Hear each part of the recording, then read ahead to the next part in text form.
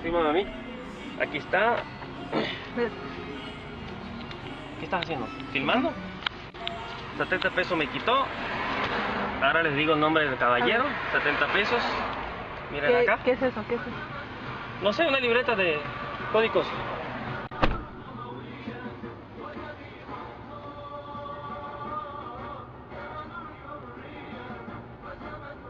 La corrupción en todo su apogeo. No me quiso dar el nombre, es del ángel. Baja la cámara que no se ve cómo. Sí, me importa un comino si me vio. Si me vio desde hace rato. Se hace llamar del ángel. Y eso es lo malo cuando uno acá anda con carro extranjero. No se lo paran a uno. Ahí está la moto estatal de Chetumal. ¿Por qué estamos acá? Porque voy a retirar plata, mi amor. Porque vamos. Now, if you've been reading the headlines lately, then you know that Walmart is in the middle of a huge bribery scandal in Mexico. Now, the company allegedly paid government officials as much as $24.5 million to provide faster access to store building permits. But why does the U.S. actually care about what Walmart is doing in Mexico? That's a question that a lot of people have been asking these days, so we thought we'd take a good look at the Foreign Corrupt Practices Act. It was passed in 1977, and it bans individuals and companies from bribing foreign government officials to win business or influence their decision-making. But a lot of business groups out there complain that this puts them at a disadvantage when it comes to competing with other companies abroad. Do you think that it's okay to hold businesses to these kinds of standards, to tell them you can't bribe officials in countries abroad when you're trying to do business, even if that's the way that everyone else does it? I think it's incredibly important to do that. Look, we have to play by the rules. And when you let one type of corporate behavior that's illegal get away, then they start doing other things. In Mexico, an elaborate tale of bribery by one of the world's largest corporations, Walmart. In April, the New York Times revealed how Walmart's leaders hushed up evidence of widespread bribery by their largest foreign subsidiary, Walmart de Mexico. Payoffs were authorized to buy an altered zoning map and a compliant mayor. Meanwhile, when Walmart's leaders in the United States were confronted with credible evidence of serial bribes, they did nothing to alert authorities. The Times visited dozens of Mexican towns and cities.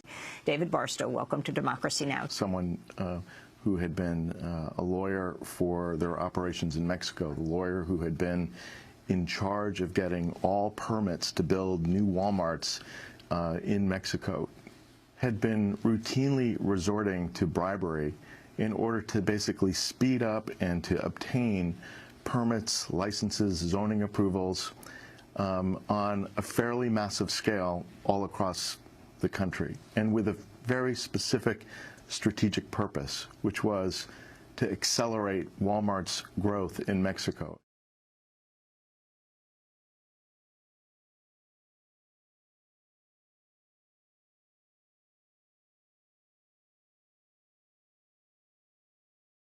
Yeah, and that's very much a live issue because we have law in the United States that makes it a crime for people to pay bribes abroad, even in situations where they're not illegal under local law. And you know, again, when I was in India, this is a real issue because that's, you know, bakshish is a long-standing tradition and a part of culture there, getting things done. And it's not as though we don't have that here. You know, you can, if you have to go to the DMV, for instance, in some states, and I've done this myself, you can pay a fee for expedited services. Well, it's exactly what you're doing in other sorts of places, except we passed a law that says it's legal and it's, you know, sort of regulated, and so it's regular. You know, the joke was always in Delhi that an honest politician is the one who takes your bribe and then does the thing you paid him to do.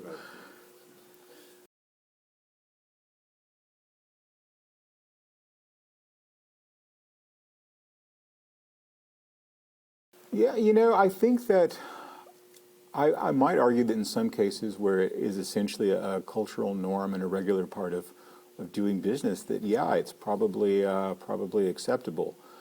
I think that in most cases the onus for corruption is on the party demanding or accepting the payment rather than the one making it. Although if you are making the payment rather than resisting it, you are contributing to that culture as well. But this is where you get into some moral calculation about the greater good of your enterprise there.